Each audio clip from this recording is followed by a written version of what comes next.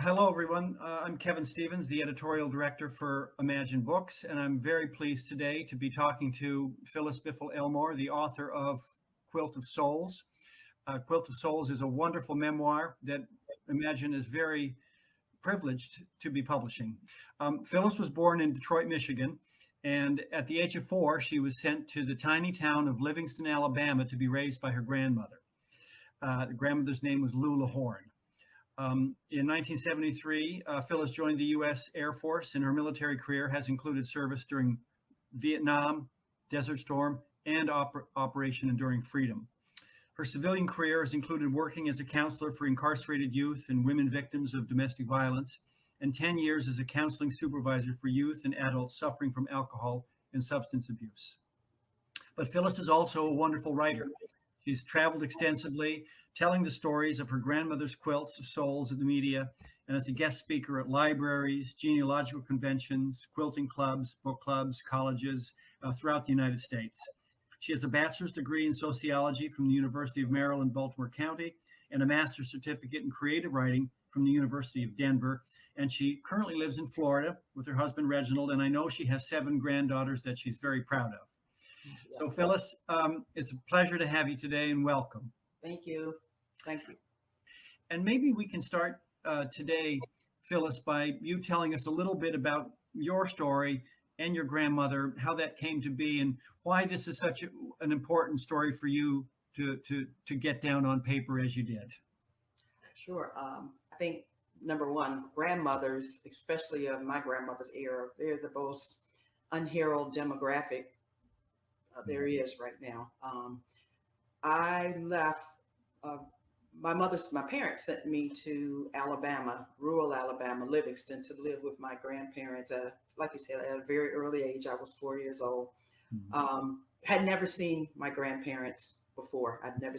This was the first time in this type of environment. I went from a suburban environment in the outskirts of Michigan, of Detroit, to the rural South, where with no running water, electricity, outside facilities, and it was a shock.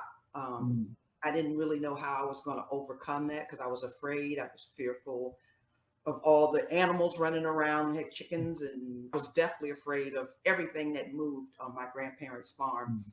But when I met my grandmother for the first time, she took some of the fear from me because she represented to me a person that was larger than life. Just her appearance. Like I said in my book, she was mahogany, like she had been sculpted. When I looked at her, I just saw something really kind. And when she held me and welcomed me, I felt comfortable, but still I had been taken away from parents and sisters and brothers that I had been raised with and thrown into this environment, and I felt abandoned, like I had been abandoned. So for the first month, I just was afraid of everything. I shook every night, not from the cold, but from just fear. I look at my granddaughters who were 4, and I said, this was me at 4 years old, and I was taken away from my parents. So I can just imagine how they felt and how they would feel if they were taken away from their parents. So I would go to bed at night and spend my days just shaking. My grandmother, they just couldn't figure out why I was shaking so much. So one night my grandmother got into bed with me, but first she grabbed this old tattered and torn quilt and she laid it across me. I just was smothered in this comfort that I had never known since the time that I had arrived in Alabama. And I just asked myself, what was it about this old quilt? And it was torn, it was coming apart, but it was comforting. And she sung to me and she wrapped me in this quilt, and I felt like a kid being wrapped in a blanket. But my grandmother, she made quilts, and as she would make quilts, she would tell me the story of how the person who wore that fabric, how they lived and how they died. And some of the stories were tragic. Most of them ended in tragedy. But even as a 6 year old, I learned so much from listening to their stories. And I knew at that point I wanted to be like my grandmother. My grandmother, her parents were ex-slaves from rural Mississippi. And her mother was born in the 1840s. And my grandmother had 3 siblings who were sold in slavery. This was like years before my grandmother and her older sister Ella was born. Mhm. And my grandmother would constantly tell me about these children, these siblings of hers who were sold in slavery. My grandparents, my grandmother's parents ended up remaining on the plantation where they were enslaved, and they became sharecroppers. My grandmother was left alone at the age of 13, and she was left to take care of herself. So a lot of her stories are about those times, and I can't tell you how many times she repeated those same stories over and over again until they Mhm. became rote for me. And that's Mhm. how I learned those stories, because she would tell those stories to me. And that's why I start developing stories of my own by listening to her telling stories, because I would add things to her stories, take things away from her stories, especially if they didn't sound right or they ended in tragedy and I wanted a different ending. I would run down to the watering hole and I would lay there and I would just imagine how the stories could have ended. And I was really young at that time. So, That's a great framework for people understanding the origins of your book. And what I one of the things that I love about this book and why we're so proud at Imagine to be bringing it out, Phyllis, is that there's a very clear narrative that begins in slave times and comes right up to the present, to this moment in time when you're here to tell us those stories.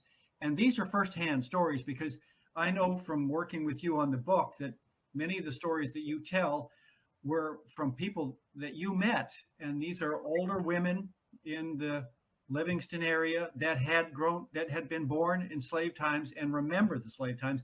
You have captured what they have said, and you have knit those stories into your book, just like your grandmother put their pieces of clothing into her quilts. So your book is kind of like a quilt in itself of all of these things gathered together. right. And I just think it's amazing that, obviously this is an oral tradition because your grandmother told you these stories and you repeated them so many times yourself, but you have managed to take that oral tradition and capture it in written form. And maybe you tell us a little bit about that process and how you worked through transferring these oral tradition stories into something that you can share with so many readers throughout the world. My grandmother, I can't remember how many times, I can't tell you how many times she's told the same story over and over again. And people ask, how did I remember? Well, and I told them, just like I remember in school, once I got to school, the three little pigs and three little bears, Mhm. stories that I remember today. But my grandmother's stories, they were realistic. They were about real people in real times. So I captured those stories by just listening to them over and over again. My grandmother would sit me down and say, "Okay, I'm going to tell you the story about my sister Ella again." And I sometimes I would just, because I said, how many times have I heard the story of Mhm. Ella? But each time she told the story in the same fashion over and Mhm. over again. She would send me on Saturdays to town with my grandfather, and I would go by Miss Jubilee's house. Miss Jubilee was born in the early 1860s, right before slavery ended. I think she was 5 at the time. Her family Mhm. was sold away in slavery, and Miss Jubilee would sit on her porch and tell me the same stories about how her her family, her entire family was sold away, and she was left there with the cook and the maid in the kitchen, and they pretty much ran. And my grandmother eventually made a quilt for Miss Jubilee of her parents' clothing. And when my grandmother made this quilt for her, and I took it to her and presented to her, you can just see all these emotions come back, the memories flowing back in Miss Jubilee's eyes of her parents and her baby sister being sold into slavery. And I would spend my days on the week on Saturdays just sitting talking to Miss Jubilee, because for a 7, 8, 9, and 10-year old, and as you get older, the stories take on a new meaning. And my Mhm. grandmother was, I've never met anyone like her, but let me say that first, because she was the type of person. I guess I have to just give just a small scenario, and this the audience could get a good idea exactly who my grandmother was. Was one night, when I was about 8 or 9 years old. We had two bedrooms. My grandparents slept in one bed. I slept in the bed next to them. And we had another room that we called our front room. And those were the only two bedrooms we had in the house. So one night, my grandfather's three sisters and two brothers showed up. His sister was really ill. So my grandmother brought him into the house. The ill sister got into bed with my grandfather. The other two brothers took the front room, and the other sister took my bed. My grandmother got up, she took a blanket and she put it on the floor in front of the fireplace, and she slept on the hard floor. Wow. And we're talking about wooden floors with, and I know my grandmother was ill the next morning, but she never let on. And that was just her personality. She was the type of person, even in her worst time, she never let on. And that was intriguing for me. And you have people who have heroes, but my grandmother, I wanted to be like that. Yeah, and Phyllis, throughout the book, I think one of the themes that you bring up over and over again is the strength and resilience of the women that you met. And these are women, of course, that lived through times that were as harsh as could possibly be for anybody, but for African Americans living in post-Civil War times in the South, what you've done really is you have created a historical document, because I know these were just stories when you were small, but now it's a historical document that captures the voices of women whose voices had never been captured before because they weren't listened to. And, Right. you know, I can see this as being one of your principal motivations behind creating this book. Right. And that's correct, because I wanted to tell not only my grandmother's stories, but also the untold stories of the people that my grandmother came in contact, as well as the people that I met in Livingston. We're talking about the butter churners, and most of all the laundresses. Even if you Google, you're not going to get much on laundresses. My grandmother said that the laundresses were the most hardworking women that alive, and just working outside with no electricity, and having big black pots, and removing the clothes from one big black pot to the other one and keeping the fire going. Now imagine the laundresses who had 7, 8, 9, 10 households. They had to put, get their wagon together, retrieve clothes on Wednesday, and those clothes were due back to the whites downtown Livingston on Friday. And the white clothes had to be white, and the color clothes had to be washed clean. And these, sometimes they would have to do it 2 or 3 times, depending on the elements. But you never hear anything about these women, these laundresses who worked so hard. Yeah. I mean, they were very hardworking women. And the butter churners, because I've churned milk too. That's a difficult business. But they did it. But these are the women you don't hear about. You hear about, the other women like the Harriet Tubmans and Phyllis, but you never hear about the laundresses and the butter churners who were. These are the women whose, and I call them grandmama's other babies. I mean, it was so many women. I mean, when blacks migrated north, they would go north, have children. Sometimes the children would be overwhelming because of their because some black men, especially black men, couldn't find work up north, so they would send a child or two back south to be raised by their grandparents, specifically the grandmother. But you never hear about these grandmothers who raised their children, who became lawyers and doctors from plowing the fields and churning butter and washing clothes. You never hear about these, I call them plain old women, grandmama's other babies. And what you've done really is create a historical document, because you don't just tell the stories of these women, you give us the background, just as you've done there. You talk about what they did, how they did it, how they dealt with the challenges of ordinary life. And also you're very clear about the racism that these women faced, the conditions that they had to live their lives within.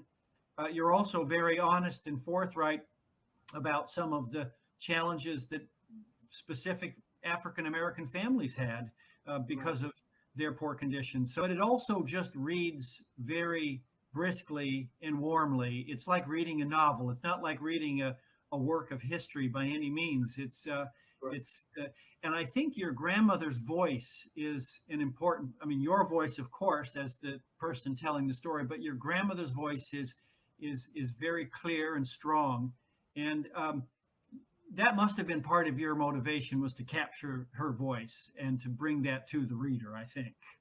Yes, I did. I wanted to capture my grandmother's voice, and anyone who's heard me, within my public speaking engagements, they long Mhm. to know my grandmother.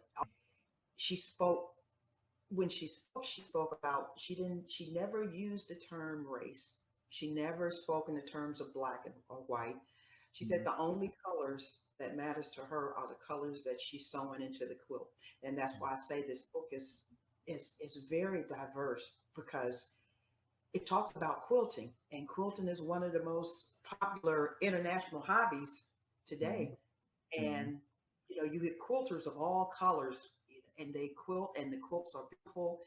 And when I'm out there talking about quilting, it's not about race, Mhm. because quilting crosses all race, color, creed, ethnicity, socioeconomic status, because Mhm. there's a quilters, and they're sitting around doing something that turns into a beautiful product, and crosses all racial, it bridges racial divisions.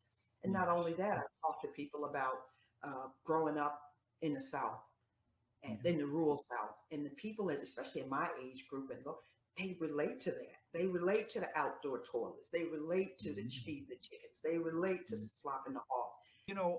One thing that struck me, Phyllis, is that in just in recent years, there's been so much activism and so much focus on trying to look at the experiences of many, say, young African American men on the one hand in their dealings with the police or with other communities. This your stories, they give the broad historical context for where we've come from and where we are. So people realize that these are not new challenges. These are not new problems. These are things that have roots in history, and you give us that history in a way that's very moving and also very very well told. Um, can I ask you, Phyllis, what do you hope that readers will take away from Quilt of Souls after they've read your book? I've given some thought about that. I want them to see history. I want them to somehow bring exposure to those people whose stories wasn't told. And Mhm. and that's my greatest, I think that's one of my greatest wish. Like I said, I have deep admiration for women of my grandmother's era, and Mhm. as well as my grandmother, of course. But there are women who I think it was a reason that I heard their story, because just like my Mhm. grandmother's story, Miss Jubilee's story is important to tell. Mama Nall's story is important to tell. Even my me not Bessie, there's a story to be told. Mhm. And why, because I had a aunt, and this is just an example, a great aunt who was very I got color um, color challenged, I guess, Mhm. in other words, because she referred to people based on the color of their skin, white cracker, that yellow boy, that black gal. And I used to hate that, and I used to cry to my grandmother why she called me, a black gal or other people. And she said because her parents were born in slavery, and they didn't know love, and they don't know how to give love if they never had it. Mhm. So I want people to take that away, that um, people act differently, not because per se that they're racist, but because there's other things that have made them the way they are. Just like my grandmother's mother and parents who didn't know love because all they knew was slavery. Just like my grandmother said, it doesn't matter whether you're white, black, green, or purple. When you cry, you all cry. We all cry wet. And she Mhm. always taught me not to look at the bad in people and go backwards, but to look at the good in people and go forward. It touches so many areas of human life and human relations. And I Yeah. think people will look deeply at, I would hope that people will look deeply, not just okay, this book, there's people that lived in slavery, because it's really not about that. Mhm. It's about human interaction, human relations, things that go deeper, that you just have to get in and just talk to people in order to get an understanding. Because I could have took all what my grandmother was telling me. My grandmother taught me how to forgive and how to move on. And that's what I'm hoping other people be able to see this book, read it, look at the actions of people and move on and take it as a learning experience, because it is a book about learning. Well, that's a wonderful message, and it's a great way of summing up, what the book means.